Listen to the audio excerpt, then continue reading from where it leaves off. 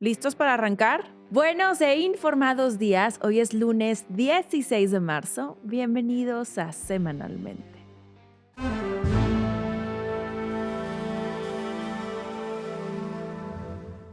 ¿Qué dijeron? ¿Ya no va a regresar? ¿Cómo creen? Estoy feliz de estar de regreso. Gracias por acompañarme una semana más. Hoy en la sección de Palos Reales platicaremos de muchas cosas, pero a ver, para arrancar el programa de hoy, que de entrada es lunes de asueto oficial, lo cual significa que a lo mejor no muchos vayan a sintonizarme el día de hoy. De tal forma que, no sé si me estás viendo en martes, en miércoles, jueves, deseo que tengas un gran día, tarde, noche. A ver, tengo que arrancar con Irán porque esta semana es la semana que nos va a indicar hacia dónde va este conflicto que sí puede desencadenar una tercera guerra mundial. A estas alturas ya sabemos que el asunto ha escalado más de lo que tenía pensado Estados Unidos y que las dimensiones del conflicto han sido otras. Está llegando a tal grado que la agencia federal que regula las transmisiones de comunicaciones en Estados Unidos ya amenazó a los medios de comunicación de quitarles su licencia si dan cobertura negativa o crítica de la guerra en Oriente Medio. Netanyahu lleva días de no dar la cara, lo que ha propiciado infinidad de teorías sobre si está vivo o muerto. Qatar ya está en estado de alerta máxima. Turquía ya dijo que no se va a involucrar en la guerra. Y los misiles al orden del día, conociendo que ayer, domingo, Irán lanzó un ataque de misiles fuertísimos sobre Israel. Así que esta semana es vital, pues vamos a saber hacia dónde va este conflicto. Podría decirles un montón de cosas, hay demasiada información, pero sobre todo también hay mucha desinformación. Hay muchas perspectivas encontradas en donde desde Occidente tenemos una comunicación, pero también desde Rusia, China, Turquía están hablando sobre otras dimensiones del conflicto. Así que me apegaré a platicarles aquellas cosas que nos pueden dar un poco más de perspectiva respecto a por qué este conflicto ha estado escalando tanto. A ver, en el episodio especial de Irán que les compartí hace 2 semanas, les platiqué con lujo de detalle el tema del estrecho de Hormuz. Hoy debemos recordarlo, pues es el espacio determinante en el marco del conflicto. Como saben, el estrecho de Hormuz está ubicado entre Irán y Omán y conecta el Golfo Pérsico con el Océano Índico. Por ese estrecho circulan alrededor de 20 millones de barriles de petróleo al día, además de una parte muy relevante del gas natural licuado que consume el mundo. O sea, para volver a dimensionar lo que les acabo de decir, hablamos de que una quinta parte del petróleo mundial pasa por ese punto. Por eso se describe como un cuello de botella del sistema energético global. Y si ese paso se interrumpe, aunque sea parcialmente, el mercado interpreta que puede haber menos energía disponible.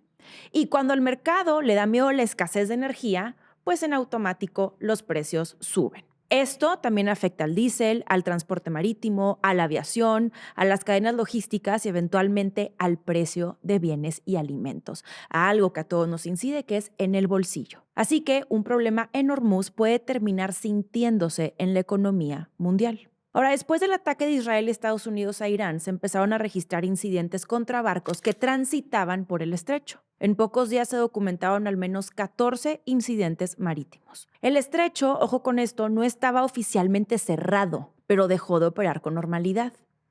La tensión aumentó todavía más cuando se dieron ataques contra instalaciones energéticas. Por ejemplo, Arabia Saudita interceptó drones iraníes dirigidos contra la refinería de Ras Tanura, que es una de las instalaciones petroleras más importantes del mundo. Allá cerraron la planta temporalmente y se encendieron todas las alarmas porque se dimensionó que el riesgo ya no era solo para los barcos, sino también para la producción de energía. Y entonces llega el pasado 10 de marzo cuando el director de Saudi Aramco dijo que si la guerra continuaba afectando la navegación en Hormuz, las consecuencias para el mercado energético global podrían ser catastróficas. Esto porque el impacto alcanzaría transporte, seguros, aviación, agricultura, industria automotriz y cadenas de suministro globales. Además, recordó algo que es vital, siendo esto que los inventarios globales de petróleo ya estaban en su nivel más bajo en 5 años. Entonces, podemos todos concluir que este tema ya está teniendo una gravedad y una repercusión gigante que ha generado que la mayoría de los gobiernos a nivel mundial estén sumamente nerviosos. Uno de los mercados más sensibles es el del diésel. Entre el 10 y el 20% del diésel que se transporta por mar en el mundo pasa por Hormuz. Si esa ruta se interrumpe, podrían perderse entre 3 y 4 millones de barriles diarios de suministro. Y el diésel es clave porque mueve transporte de mercancías, maquinaria agrícola, minería, industria pesada. Después, cuando el precio del diésel sube, suben prácticamente todos los costos de producción. Entonces sí, estamos frente a una coyuntura particularmente delicada. Ahora bien, el pasado 11 de marzo, la crisis escaló todavía más, porque ese día se reportaron ataques contra al menos 4 buques en la zona del estrecho. En respuesta, el ejército de Estados Unidos anunció que había destruido 16 embarcaciones iraníes que estaban dedicándose a colocar minas navales cerca del estrecho. Trump, tratando de calmar las aguas, aseguró que pronto habría seguridad para los buques que atraviesan Hormuz y, fiel a su estilo, advirtió que si Irán intentaba bloquear completamente el estrecho, Estados Unidos respondería con una fuerza 20 veces mayor. Y mientras todo esto ocurría, los mercados energéticos, por supuesto que han reaccionado y los precios han ido subiendo. Y hay otro problema, siendo este que no existe una ruta alternativa capaz de reemplazar todo el volumen que normalmente sale por Hormuz. O sea, sí existen algunos ductos que rodean parcialmente el estrecho, pero su capacidad es limitada. Y por eso países como Arabia Saudita, Irak, Emiratos Árabes Unidos y Qatar siguen dependiendo de esa ruta marítima. Ante el riesgo de una crisis energética, varios gobiernos han ido preparando medidas de emergencia. La Agencia Internacional de la Energía estudió liberar reservas estratégicas de petróleo. Japón anunció que comenzará a liberar parte de sus reservas. Alemania también confirmó que van a hacer lo mismo. Bueno, y Estados Unidos ya anunció que utilizará su reserva estratégica de petróleo para intentar contener el aumento en los precios. El tema también fue discutido por los países del G7 que dijeron estar dispuestos a tomar todas las medidas necesarias para estabilizar los mercados energéticos. Y mientras tanto, Irán ha elevado todavía más el tono y ya declaró que no permitirán que petróleo destinado a Estados Unidos, Israel o sus aliados cruce el estrecho. Y advirtieron que cualquier barco vinculado con esos países podría ser considerado un objetivo legítimo. Justo por esto, Trump está pidiéndole a países aliados que se unan en esta lucha frontal contra Irán, también mencionando que Irán no tiene como que ya mucha capacidad de ataque, pero que sí, pero que no, pero versiones que realmente contrastan todas entre sí, cuando en verano nos dijo que ya Irán estaba prácticamente debilitado y que se habían hecho cargo ellos de todo. En fin, como podremos concluir de este primer bloque, el tema está escalando, el tema puede tomar un nuevo tono y todos, tanto los mercados como los gobiernos, están nerviosos con justísima razón. Una actualización importante es que Irán tiene nuevo líder supremo. Y mira, si me escuchaste y te quedaste con signos de interrogación por no entender qué es el líder supremo, te invito a que consultes mi video especial de Irán para que tengas todo el contexto, porque por respeto a la audiencia, esta será pues meramente una actualización del tema. El pasado 8 de marzo, la Asamblea anunció que el nuevo líder supremo sería Mojtaba Khamenei. Él es un clérigo chií nacido en Teherán en el 69. Con su nombramiento se convirtió en la tercera persona en ocupar el cargo desde la Revolución Islámica de 1979. Si escuchaste el apellido y dijiste, a ver, Khamenei, como el Khamenei que mataron, correcto. Mojtaba Khamenei es hijo del líder supremo anterior, al que mataron. Pero no que nada más mataron a su papá, mataron a su mamá, a su esposa y a su hijo. O sea, nomás como dato para que tengamos presente el contexto del nuevo líder supremo. Lo irónico es que la Revolución Islámica del 79 ocurrió precisamente para derribar el sistema monárquico que existía en Irán, donde el poder se heredaba dentro de una familia. Hoy, casi medio siglo después, el liderazgo del sistema revolucionario termina pasando también dentro de la familia. Aunque esto se eligió en una asamblea en la que tuvieron que construir acuerdos y consensos. O sea, no es tal cosa de que el papá le pasó la estafeta cuando el papá lo... Ahora, Mojtaba Khamenei se ha vinculado con sectores poderosos del establishment conservador y con la Guardia Revolucionaria. Además, ha respaldado la línea dura del gobierno durante las protestas que siguieron a las elecciones presidenciales de 2009. Así que tú digas, un cambio de régimen con Mojtaba, cero. De hecho, él está resguardado en un lugar seguro y con comunicaciones restringidas, pues porque lo quieren matar. De hecho, después de que mataron a su papá, Ali Khamenei, el sistema iraní ha intentado proyectar toda una imagen de continuidad institucional, porque como les platiqué en el programa especial de Irán, esto es bien importante para dar algún tipo de estabilidad, pero también para conservar el poder. Ahora, aún no sabemos si esta transición consolidará el poder del régimen o si abrirá una nueva etapa de tensiones dentro de la República Islámica.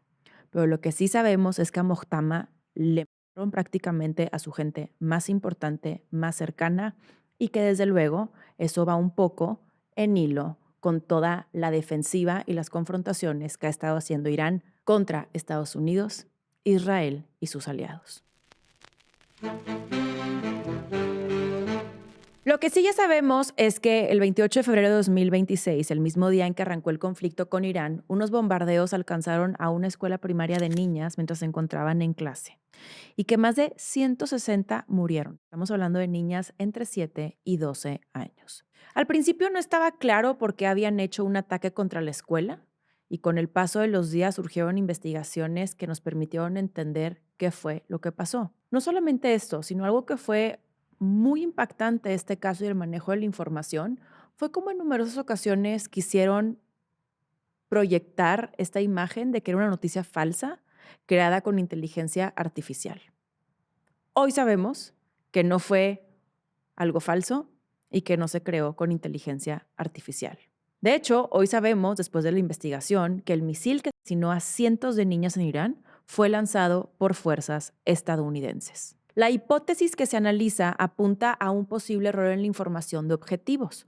O sea, según la investigación, los sistemas de inteligencia militar habían identificado en la zona un objetivo vinculado a la Guardia Revolucionaria Islámica. Pero al parecer, esa instalación la abandonaron justo antes del ataque y la actualización de que habían abandonado la instalación nunca llegó a Estados Unidos. Ante la magnitud del incidente, el Pentágono abrió una investigación interna para determinar qué ocurrió durante la operación y en dónde estuvo la falla de actualización. Por su parte, las autoridades iraníes han denunciado el ataque como un crimen de guerra al sostener que se trató de un bombardeo deliberado contra un objetivo civil. Desde Washington, el gobierno estadounidense ha defendido la operación militar y Trump ha aclarado que la escuela no era el objetivo previsto.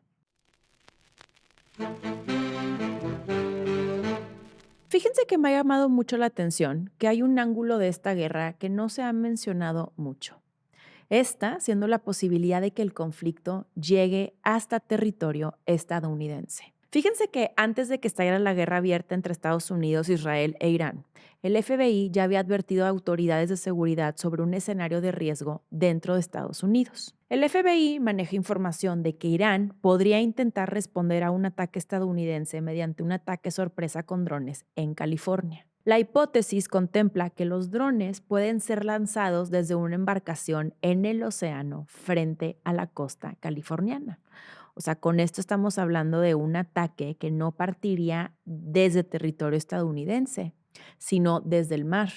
Y también tomando en consideración que los drones hoy ocupan un espacio sumamente importante en las estrategias de los conflictos armados, porque tienen alcances impresionantes. Alcances también que inclusive puedes no rastrear, o sea, no puedes ver. No se imaginen ustedes los drones, esto sí lo quiero platicar, a ver. Hablamos de drones y muchos llegan a pensar que es el dron DJI o un dron que puedes comprar en el Best Buy, así chiquito que se escucha. No, estamos hablando de que son drones un poco más grandes, no tripulados, que pueden inclusive ascender a más de 10,000 pies, que no los puedes ver en lo absoluto y que aparte, debajo de ellos, tienen misiles. O sea, son drones armados con una capacidad de fuerza impresionante. Todo el tema de los drones y la manera en la que se ha estado estudiando cada vez más ha sido justo en el escenario de la guerra entre Rusia y Ucrania. Muchos no saben, pero justo este conflicto armado ha permitido que se esté testeando, que estén como, pues ahora sí que poniendo a prueba capacidades distintas de ataque mediante drones.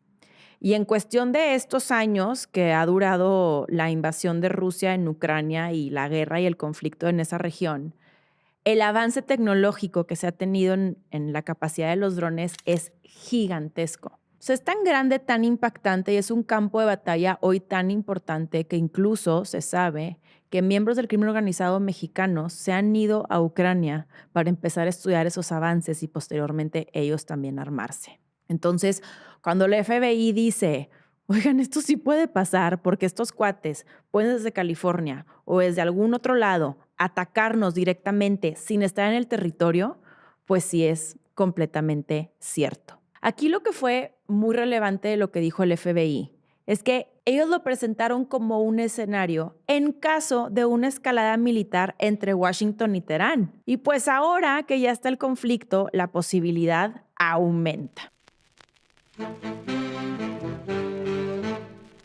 Tras días de sospecha, el ministro de Deportes de Irán anunció que la selección nacional de fútbol iraní no va a jugar en el Mundial, pues consideran que no existen condiciones políticas ni de seguridad para que su selección compita en un torneo que tendrá como una de sus sedes principales a Estados Unidos. La FIFA, el organismo que gobierna el fútbol mundial y que es mega lamebotas de Trump nivel, le crearon un premio de paz. Señaló que está siguiendo de cerca la situación y no ha anunciado qué ocurrirá con el lugar que dejaría vacante Irán si en efecto ya deciden no jugar. Aquí que sepan que el reglamento de la FIFA permite que la FIFA pueda elegir qué selección ocupe ese lugar.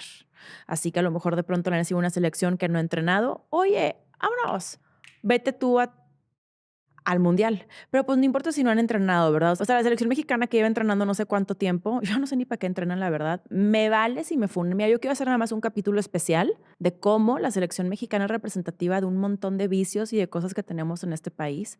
Pero bueno, en fin, por más que la selección mexicana ha practicado, pues están todos lesionados. Entonces, mira, a lo mejor una de esas, la organización que llegue a suplir a Irán en el mundial, le vaya mejor que a México. Y bueno, por su parte, Trump dijo que, a ver, selección iraní, tú eres bienvenida a jugar en el Mundial y puedes venir aquí a territorio estadounidense, pero la verdad, creo que no sería prudente que participes. Y entonces, bueno, ante esta sospecha y que si va o no va, hoy sabemos que Irán ya no va a participar. Pausa aquí para preguntarles algo. ¿Se sienten emocionados con el Mundial? Yo, cero. Cada vez se me hace como más metaverso. De que, a ver, ¿cómo? O sea, Estados Unidos acaba de decidir matar al líder de un país, secuestrar a otro en un territorio, hablando de Venezuela, está asfixiando a el régimen cubano, está coqueteando con intervenir México y vamos a fingir demencia y hacernos que todos somos amigos y tener una fiesta deportiva como el Mundial. Ay, Dios santo. O sea, ¿cómo? Cero me emociona. Aparte de que en México, de verdad, hablando de Ciudad de México, de Jalisco, de Nuevo León, estoy verdaderamente preocupada por todas las obras que iniciaron en miras de que llegaran los visitantes, tanto nacionales como extranjeros, a ver las maravillas de nuestro país y que pasen una buena experiencia. Y yo no entiendo qué hora los van a terminar. O sea, el aeropuerto de la Ciudad de México se está cayendo en 20 pedazos. Yo no veo como para qué horas van a acabar. Si van a hacer milagros, ¿cómo? O sea, siento que es como la resurrección de Lázaro. ¿Cómo lo van a hacer? No sé, me llama la atención. Nuevo León, lo mismo. Tienes colapsada el área metropolitana y no va a estar listo. Y en Jalisco, bueno, ni se diga, ¿verdad? Mismo tema. En fin, ya con esto cierro la sección de Irán. Me parecía súper importante que tuvieran una actualización, que entendieran un poco en dónde estamos. Y pasemos ahora a temas de este lado, de este hemisferio, el que me corresponde a mí porque vivo de este lado. No sé a ti que me escuches porque yo ya sé que hay mucha gente internacional por acá. Entonces, el hemisferio americano, platiquemos qué es lo que ha pasado por acá. Y lo que ha pasado es que, pues, de pronto en América, el continente americano, tenemos un Shield of America. En español se llama el escudo de las Américas. Que qué nombre tan más de telenovela, ¿no? O sea, como escudo de las Américas. Bueno, miren, la cosa estuvo así. Trump convocó a varios líderes de América Latina y el Caribe para una reunión del escudo de las Américas. No es broma cuando les digo el nombre, literalmente así se llama esta iniciativa, esta junta. Trump fue un mega anfitrión porque este encuentro se llevó a cabo en el Trump National Doral Miami. Este es un complejo hotelero que tiene Trump, tanto hotel como de golf, que está ubicado en el área metropolitana de Miami y pues es de su propiedad. Se preguntarán ustedes, ¿y este escudo qué o qué? Como que suena muy a Captain America. Y sí, o sea, sí suena mucho a Captain America. Pero todo este tema lo presentaron como un esfuerzo para coordinar acciones regionales frente a los cárteles del narco. El detalle está en los invitados y también en los no invitados, cosa que dice mucho. Fueron 12 los invitados. Hablamos de Javier Milei, presidente de Argentina, Nayib Bukele, presidente de El Salvador, Daniel Noboa, presidente de Ecuador, Rodrigo Chávez Robles, presidente de Costa Rica, Luis Abinader, que es el presidente de República Dominicana, Santiago Peña, presidente de Paraguay, Mohamed Irfan Ali, presidente de Guyana, José Raúl Mulino, presidente de Panamá, Kamla Persad Bisacer, que es la primera ministra de Trinidad y Tobago, Rodrigo Paz Pereira, representante político de Bolivia, y José Antonio Kast, que por cierto se acaba de convertir en presidente de Chile. Y los grandes ausentes en este escudo de las Américas fueron Brasil, Colombia y México, es decir, las 3 economías más grandes de América Latina y también 3 gobiernos de izquierda, lo cual nos deja entrever muchísimas cosas. La lógica detrás de la iniciativa es que Estados Unidos quiere construir una coalición internacional para combatir a los cárteles. O sea, es algo así como el proyecto con la alianza militar que se formó hace años contra ISIS. Según Trump, así como formaron una coalición para erradicar a ISIS, ahora necesitan una coalición para eliminar a los cárteles. ¿Y cuál creen ustedes que resultó señalado directamente como el epicentro del problema? Exacto, México. Trump mencionó que el epicentro de la violencia de los cárteles está en México y que los cárteles están detrás de gran parte del caos y del derramamiento de sangre en el hemisferio. Durante el evento, en donde la verdad los mandatarios invitados se veían como que bien emocionaditos de ser considerados por Trump, sucedieron varias cosas bien incómodas.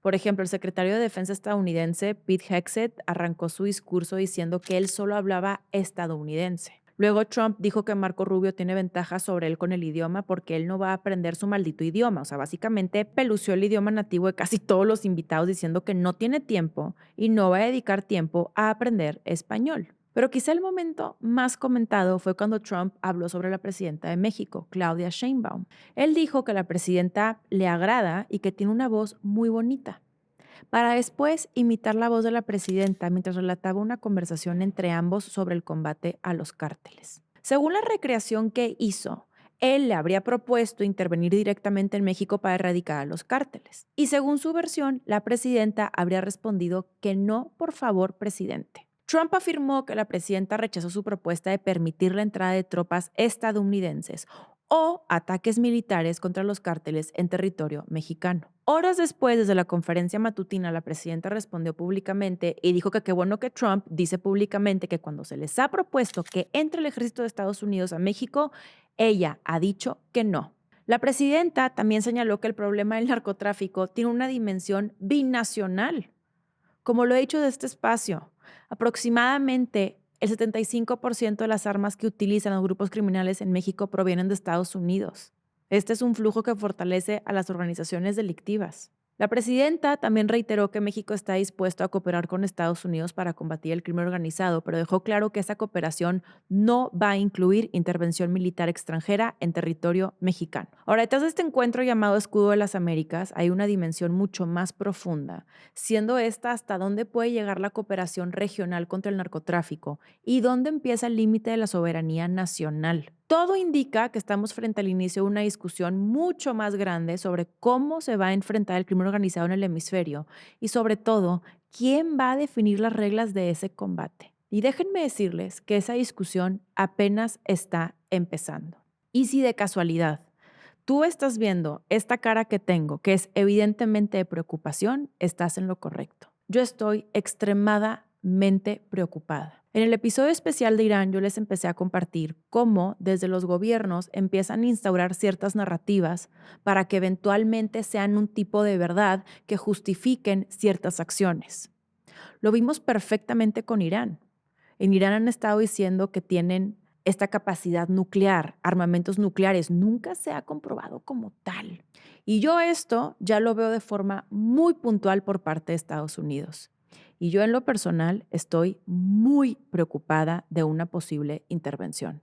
De favor, si ustedes conocen a alguien que considere que sería una gran idea que intervenga Estados Unidos militarmente en México, es algo maravilloso, hágale saber de mi parte que es un gracias, porque sí lo es.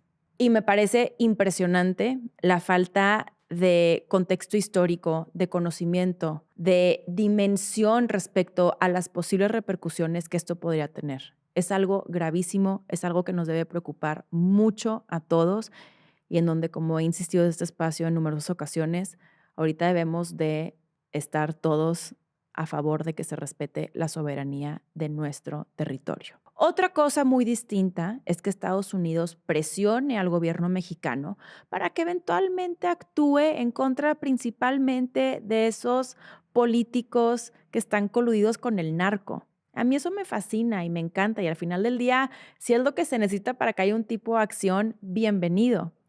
Pero una cosa es una cosa y otra cosa es otra cosa. Y no podemos por ningún motivo en ese sentido empezar a no diferenciar cómo cada una de estas particularidades son completamente distintas. No es lo mismo. Que por cierto, aquí nada más comentario de Cuba brevemente. Como saben, Estados Unidos le puso el pie sobre el cuello con todo el tema energético. Cuba, de alguna u otra forma, ya está como que doblando las manos al nivel que Miguel Díaz-Canel, que es el presidente de Cuba, ya mencionó públicamente que está en negociaciones con Estados Unidos.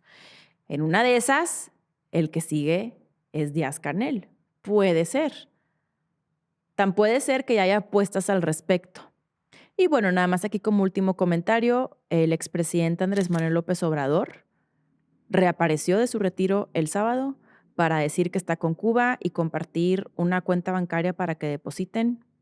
Tengo muchos comentarios al respecto, prefiero ni siquiera darle como mucha visibilidad a ese tema, simplemente sin palabras. No, la única palabra que sí voy a decir es la siguiente. Yo a veces sí no entiendo en qué mundo tan diametral vivimos o en qué realidades tan paralelas. Yo ya he estado en Cuba, me parece un país precioso, espectacular, me encantó. Pero de repente sí pensar que la gente en Cuba no vive en condiciones deplorables, lamentables, de pobreza, de exclusión y de represión, pues es porque no has ido a Cuba, ¿no? O sea, yo ya fui, he hablado con cubanos, he hablado con cubanas y la situación allá es terrible. Que de pronto, obvio, pues ahí nada más los que se fortalecen son los que ostentan el poder político y militar.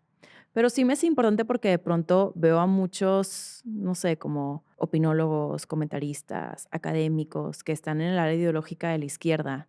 De repente también como que defender lo indefendible. Y creo que sí de pronto hay cosas que la ideología debe ir más allá y ponerlas al centro como, ¿cómo puedes defender lo que pasa en Cuba como algo bueno? Eso no significa que estés a favor de que Estados Unidos intervenga, no, pero defenderlo. Pero fingir que ya la cosa no está mal, híjole, como que no aplica. Bueno, regresemos a México porque ahora sí hubo tema con la reforma electoral. Ya a estas alturas me imagino que saben que no pasó la reforma electoral que propuso la presidenta Claudia Sheinbaum. Aquí el meollo del asunto es que este proyecto buscaba modificar 11 artículos de la Constitución, lo que implica un requisito fundamental, la mayoría calificada. La mayoría calificada se conforma con el voto de 2/3 partes de los legisladores presentes. Estamos hablando de que son 334 votos en total. Esta reforma proponía modificar varios elementos del sistema político mexicano. Entre los cambios centrales se encontraba reducir el 25% el financiamiento público que perciben los partidos políticos durante los periodos no electorales, que la verdad es un tema que históricamente ha generado críticas por el alto costo del sistema electoral en el país. También se incluía modificar el mecanismo de elección de los diputados plurinominales, eliminaba la figura de los senadores plurinominales, establecía reglas para regular el uso de inteligencia artificial en campañas electorales y proponía cambios relacionados con el acceso de los partidos a tiempos en medios de comunicación y ajustes en la regulación de propaganda política. Pero desde que se presentó la iniciativa, se dejó entrever que la reforma no iba a pasar porque no contaba con los votos. ¿Por qué no cuenta con los votos si dicen que Morena tiene todo el poder en el Congreso? Se preguntarán ustedes.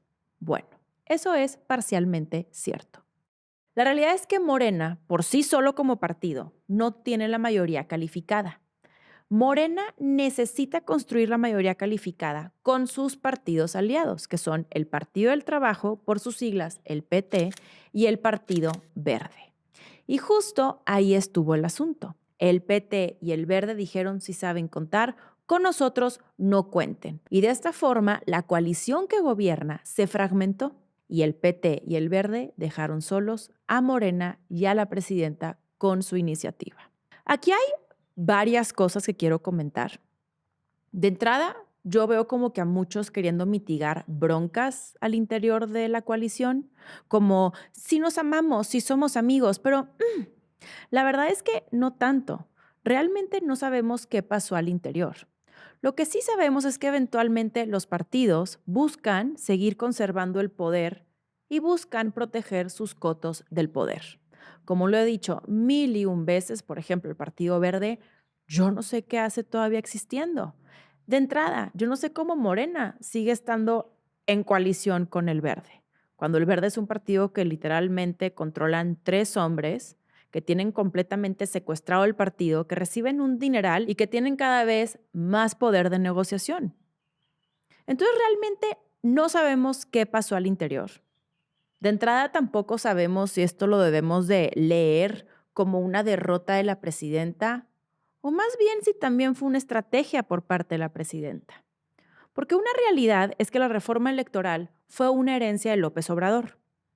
Ustedes recordarán que en febrero del 2024, Andrés Manuel López Obrador presentó su famoso Plan C, que contenía una cantidad importante de reformas a la Constitución. En las campañas electorales del 2024, en el verano, todo lo que se iba consolidando es que tenías que votar por Morena para que Morena obtuviera la mayoría, que eventualmente será la mayoría calificada, y con esa mayoría calificada podían cambiar las reglas del juego y qué es lo que verdaderamente se necesitaba, según su visión, para reformar y transformar la vida pública del país. En ese plan C se contenía la reforma electoral. Y la reforma electoral de Andrés Manuel López Obrador era extremadamente agresiva. De entrada, traía ahí como que unos aires y unos tintes de eliminar el INE. Era una reforma que nos iba a llevar a un régimen sumamente distinto, de cajón autoritario, con una concentración de poder impresionante, pero aparte con las reglas del juego completamente truqueadas para siempre favorecer al partido en el poder, que en este caso sería Morena. ¿Qué es lo que pasa? Antes de que llegara la presidenta Claudia Sheinbaum, se aprueba la reforma judicial. Y como ustedes saben, la reforma judicial trae consigo una cantidad de despapalle impresionante, nivel, ya están considerando patear las elecciones judiciales de 2026 al 2028, porque es un verdadero caos. Aparte, en el contexto actual de que la economía mexicana no está creciendo, estamos estancados, no hay más reinversión, no hay más inversión y tienes a tu vecino del norte, Estados Unidos, coqueteándote un día sí y un día no con que quiere intervenir tu país. Todo ese contexto importa porque de pronto, cuando la presidenta asume su mandato, sí trae el compromiso de una reforma electoral. ¿Por qué? Porque fue lo que dijeron todo el tiempo durante campaña. Viene el plan C contiene una reforma electoral, la tengo que presentar. Pero lo que presenta la presidenta no es una reforma electoral como la tenía propuesta Andrés Manuel López Obrador, es algo de hecho muchísimo más diluido, sí, con ciertas repercusiones importantes del sistema político mexicano, pero no como las que pensábamos, lo cual también hizo que la reforma electoral y toda la discusión que teníamos respecto a ella haya bajado de tono considerablemente. Pero también pareciera que era una reforma que ella sabía que no iba a pasar. Y ahí es cuando uno empieza a ver y analizar los matices, la forma de negociar, la forma de operar, en donde al final una reforma electoral con los alcances que se tenían propuestos y previstos iba a ser verdaderamente desastroso para el país. Pero algo que me parece importante de esta reforma que no pasó es que de alguna u otra forma sí buscaba reordenar las élites dentro de los partidos políticos, porque están completamente cooptados, lo podemos ver todos los días, no te dejan mucho eje de maniobra y sin lugar a dudas se tienen que reformar. Pero claro, como reformarlos implica para algunos partidos y algunos dirigentes darse un balazo en el pie, pues por supuesto que no lo hacen.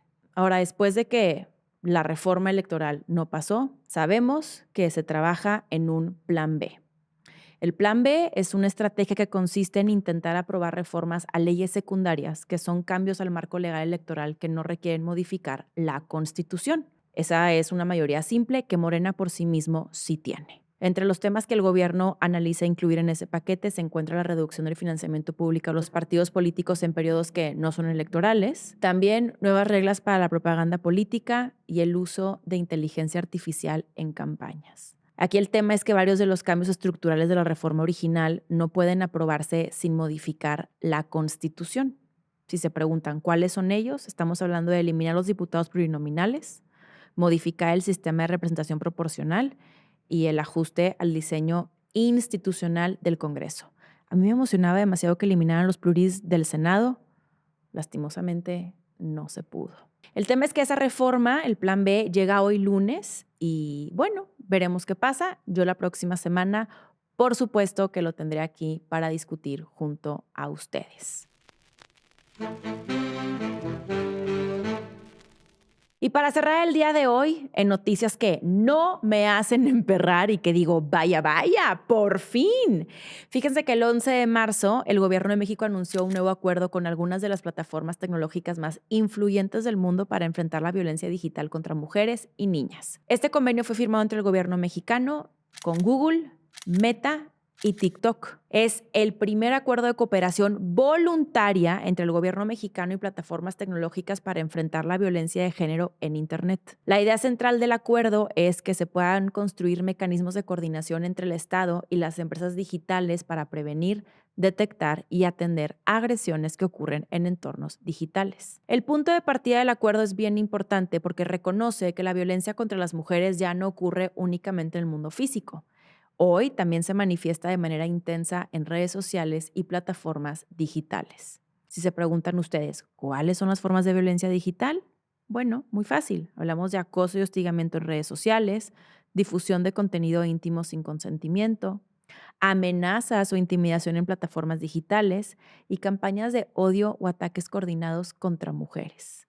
Si bien estas prácticas la verdad es que afectan a usuarias comunes de redes sociales, también afectan mucho a periodistas, activistas, creadoras de contenido y figuras públicas.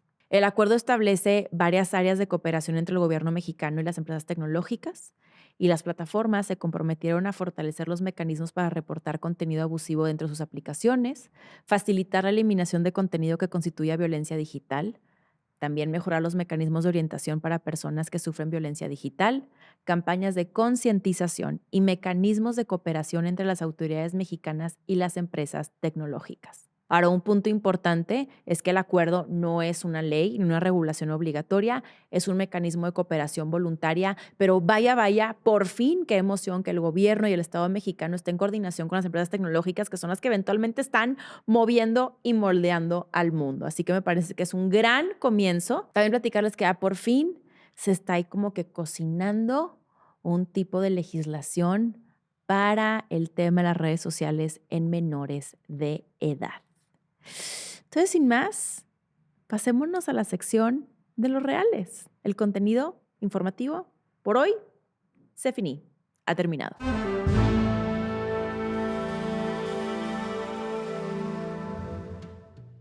¿Cómo están todos? Bienvenidos a Para los Reales. Estoy muy emocionada de estar el día de hoy con ustedes después de haberme mega desconectado.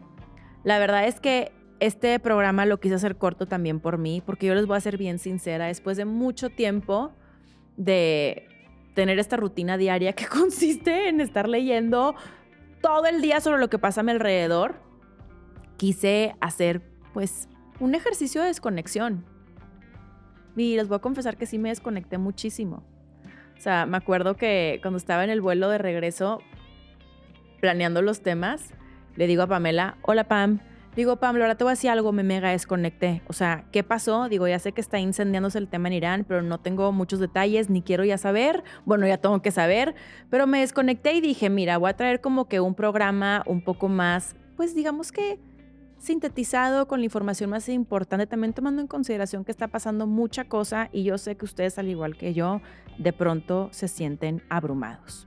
Yo también decirles que me sentí súper abrumada aquí en Confesiones, el último semanalmente que subí, en donde pues no incluí lo de Irán. Aquí mi equipo no me dejará mentir, porque yo el lunes que lo lanzamos, de verdad tuve como crisis en el sentido de estoy harta, que es la segunda semana que me pasa esto, que grabo con anticipación el programa y que suceden cosas muy relevantes que no puedo no platicar, pero también que me hace sentir como que el contenido que estoy compartiendo ya está muy viejo.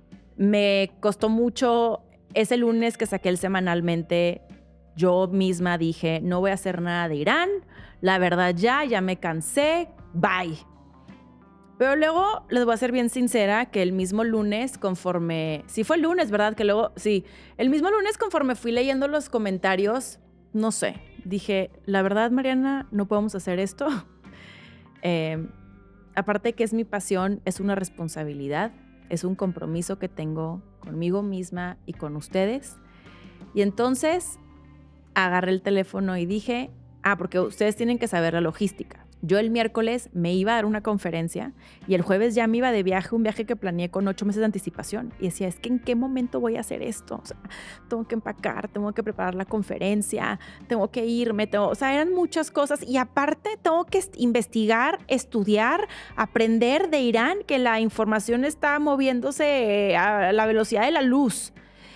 Pero ese lunes en la noche, después de leerles, dije, ¿sabes qué? Hagámoslo. Y el martes a las 7 de la tarde grabamos para estar lanzando el especial de Irán.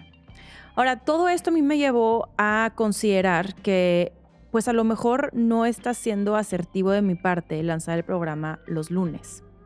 Porque hay varias cosas detrás de escena que deben ustedes de considerar. Nos lleva tiempo de investigación, posteriormente preparar el programa, producción, postproducción. Pero la postproducción también es importante porque se atraviesa el fin.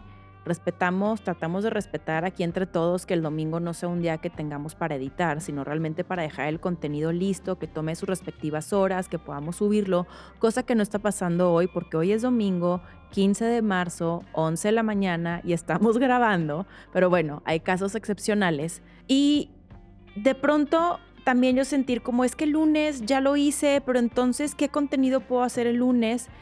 El punto es que yo me propuse en esta desconexión pensar el formato de semanalmente, en el sentido de cuando grabo, tomando en consideración que requerimos 24 horas más o menos para editar y también pues tomando en consideración que como que el lunes ya lo hemos instaurado como un día donde iniciamos la semana juntos. También para mí es iniciar la semana junto a ustedes.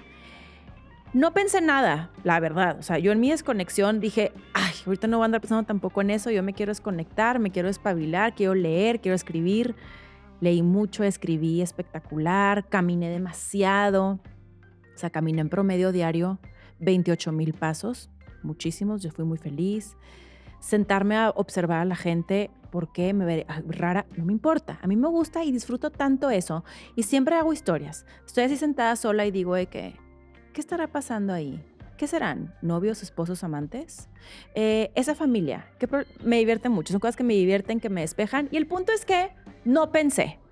Entonces, me encantaría abrir aquí la sección de comentarios para que ustedes me digan, tomando en consideración el contexto que les acabo de compartir, ¿qué creen que pueda estar mejor para semanalmente? Porque al final creo que lo que ha permitido que este espacio crezca y llegue a diversos lugares y espacios ha sido esta conexión que tenemos ustedes y yo, en donde yo lo siento, mis reales, mis amigos, mi familia, por lo que también les escucho, ustedes también, así que no quisiera yo tomar una decisión considerando que es una gran decisión, sin antes tomar en consideración lo que la mayoría de ustedes considere que puede ser una decisión asertiva. De ahí en más, platicarles que el miércoles estoy en San Luis Potosí, en el TEC de Monterrey, impartiendo una conferencia a jóvenes. Últimamente es algo que me ha gustado hacer muchísimo, hablar con la juventud. Percibo como unas ganas de participar, de cambiar, de de pensar en diversas formas de incidir positivamente en el entorno, pero sin encontrar como que muchos cauces. De hecho, justo en ese sentido, en París estuve en Sciences Po la semana pasada, porque una real estudia ya su maestría, me escribió y me dijo: Mariana, me encantaría que vengas a Sciences Po, que aquí que sepan que para mí pues siempre fue un sueño que tuve el estudiar en Sciences Po, pero la vida pasó, evidentemente no estudié ahí. Y luego también, pues conforme uno va creciendo en esta carrera, hay cosas que quiero hacer, que sigo teniendo pendientes, pero que ahorita no estoy dispuesta como a dejar esto de momento. Cuando se preguntan de qué hablas, pues no sé, a lo mejor hacer una maestría en la Kennedy, pero eso implica un año que no, pues es full time la maestría, no puedes trabajar. Y digo, y bueno, y entonces dejaría esto ya son muchas cosas que luego yo pienso, pero el punto es que estando en Sciences Po estuvo muy interesante porque es el epicentro de muchos debates, también tomando en consideración la coyuntura europea y cómo todo ha ido cambiando. Y también dimensionar esto, como que hay muchos jóvenes ávidos de conocer, de intentar, de experimentar, pero que no están encontrando necesariamente por dónde hacerlo y en un momento donde tienen muchas dudas y no muchas certezas. Que en ese sentido algo que les platicaba es que me parece que estos centros de estudio, porque yo luego también con mis maestros de mi carrera, seguimos hablando como que en términos ya muy viejos, muy outdated. Es que la teoría de Sartori en el sistema democrático decía tal. Güey, esa teoría ya no funciona. O sea, yo sé que ahí está la teoría y que son fundamentos teóricos, pero al final del día, el mundo que estamos habitando, las evoluciones tecnológicas que están verdaderamente revolucionando absolutamente toda una magnitud que hoy ni siquiera dimensionamos, van mucho más allá de la teoría y me parece que no estamos necesariamente pensando distinto o aportando soluciones distintas a los problemas actuales. Lo mismo me pasa, por ejemplo, en México. De verdad, para mí el nivel del debate es tan bajo, es tan triste, en donde inclusive el quehacer político está cero profesionalizado, es como lo peor que alguien podría hacer, ¿no? A ojos de todos, de que ¿cómo? Y dices, güey, a veces me impacta que no pensamos en otras formas, en otras soluciones, en otros modelos de desarrollo, de distribución, y seguimos pensando en los mismos. O sea, ahorita que estamos ya en las pre-campañas, empiezo a ver nuevamente las iniciativas, las propuestas, y digo, no jodan. O sea, son las mismas de cuando yo tenía 12 años. De verdad, ¿no las pueden actualizar? ¿No podemos pensar desde otro lugar? Ay. Y luego pienso, bueno, ¿y quién entra a ese lugar y quién piensa distinto? Y por eso es que desde aquí sigo insistiendo en que tenemos que ver el quehacer público político de otra forma. Último comentario. Para este sí, permítanme un segundo. Sorbito, porque vengo. Lo que yo sí no perdí de vista cuando estaba en mi viaje fue todo el tema de los 15 años de una menor de edad. Ni voy a decir su nombre porque yo nada más pensaba y decía, qué culpa, ¿no? O sea, a los 15 años, güey, la neta, no te da mucho como para pensar si tu papi hizo o no hizo, o tu mami. Tú estás feliz, emocionada, si tienes tu fiesta, en disfrutar. Qué padre que vas a darle a tus amigos. ¡Wow! Me voy a lucir. Me acordé muchísimo de cuando yo estaba joven y veíamos en MTV My Sweet 16, ¿se acuerdan? Y que entonces llegaban estas troconas y de que, ¡oh my God! My dad gave me a Ferrari. Tipo, ¡woo! O sea, así me recordó, ¿no? O sea, yo por eso no voy a hablar de la chava, de la menor de edad. Punto y aparte. Hay cosas que sí quiero platicar. O sea, más allá de... ¿Qué les diré? Ustedes saben que yo no comulgo en lo más mínimo con estas cosas tan ostentosas y tan... Pues eso no es mi estilo, pero cada quien. Creo que hay cosas que hemos perdido mucho de vista. O sea, de entrada, gran parte del por qué este caso es particularmente llamativo, más allá de la decisión de invitados, de decoración y demás, que por cierto, ahorita lo voy a ligar con un comentario que les quiero hacer. Lo que sí es muy impactante es entender este señor quién es, qué hizo y por qué Pemex sí le pagó. O sea, ahí al final del día estamos viendo el tráfico de influencias en primera mano, cuando ustedes deben de saber que hay un montón de proveedores que no han recibido pago por parte de Pemex, porque ha incumplido en pago, y no solamente no ha recibido el pago, porque luego muchos piensan, ay, pues no les han dado dinero para hacer una millonada. No, estamos hablando también de empresas que quebraron. Porque para tú ser proveedor de Pemex, tú tienes que poner tu capital para tú producir los productos, eventualmente abastecer el servicio y confiar de que el gobierno te va a pagar en un lapso de, si bien te va, 60 días, 180 días o de pronto, como pasó en el sexenio de López Obrador, que simplemente no te paguen. Esas son cosas que luego también hasta quiero hacerles como que un episodio especial para que entiendan cómo funciona y qué conlleva el venderle a gobierno. Porque muchos piensan que es nada más como, ay, ten gobierno, ten las tasas y es como si fuera una empresa privada, ¿no? De que, ay, te las pago o casi de que te encargo por favor el anticipo y luego ya que te surta me das el finiquito. No. Entonces el punto es por qué este señor sí le pagaron. También posteriormente de ver qué es lo que le estaba vendiendo a Pemex, en qué calidad, desde cuándo tiene la empresa, un montón de cosas muy sospechosas. Pero lo que yo quiero platicarles el día de hoy es a partir de una conversación que tuve en donde decían cómo es posible que esta gente, viendo la miseria que vivimos en este país, y estoy hablando de personas de clase socioeconómica cultural alta en México, y derrochan así el dinero. Y he de decirles que si algo vi en estos comentarios es mucho clasismo, mucho elitismo y muchísima discriminación. Porque a mí no me van a venir a decir que todas las cuentas que están en Instagram de estos wedding planners o de estas mujeres que se avientan y hombres unas bodas espectaculares no cuestan varios millones de pesos. Ah, pero eso no lo volteamos a ver. Entonces sí me indigno por los 15 años de esta mujer, pero no me indigno también por las bodas, en donde ahora me van a decir ustedes que todos los que tienen bodas de la high society aquí en México es porque es dinero bien habido. No me jodan. Yo les dije que hoy venía filosa. No es cierto. Pero entonces con eso no me indigno. No me indigno porque veo que hay una orquídea blanca muy bonita, hay unas rosas divinas, hay un vestido de novia espectacular importado de Lisa Ave. No me indigno porque no invitó a Belinda y a Galilea Montijo, pero sí trajo una banda, o sea, trajo al saxofonista de Ibiza que va y ameniza la boda. Entonces yo nada más les digo, aguas con los comentarios y de verdad sigamos siendo bien críticos de esa doble vara y esa doble o triple moral con la que juzgamos muchas cosas a nuestro alrededor. E insisto, no perdamos el foco lo verdaderamente importante, que se los acabo ahorita de argumentar respecto a los 15 años y el señor. Eso es lo importante. Ya lo demás, Y también, por cierto, pues que deciden participar en esto hablando de los artistas, pues también como que investiguen un poquito, ¿no? O hay sus equipos de relaciones públicas, pues chéquense, porque luego ya los vi a todos de que, ay, ups, no sabía. Pues ustedes deben tener un manager o alguien de relaciones públicas que sí les diga como que cómo está el asunto. Y más en estas épocas que vivimos. Bueno, esto fue todo por hoy. Nos vemos la próxima semana. Clemente anda por ahí. Los 5 principios ya se lo saben. No los tengo que repetir, ¿no? ¿No? ¿Todo bien? Si ya le picaron la campana, qué emoción porque les llegó contenido especial. Espero no tener que hacer un especial esta semana, la verdad. De perdido que esté como que muy tranquilo. Estamos todos, o sea, tienen que ver ustedes aquí atrás. Fue así, por favor. Yo también espero, por favor, porque yo ya no quiero venir a hacerles el especial de la Tercera Guerra Mundial. Y ya para como soy, típico, voz de profeta, y tendría que estar aquí haciendo eso especial. Ojalá que no. Bueno, besos, abrazos, gracias por acompañarme una semana más. Nos vemos la próxima semana.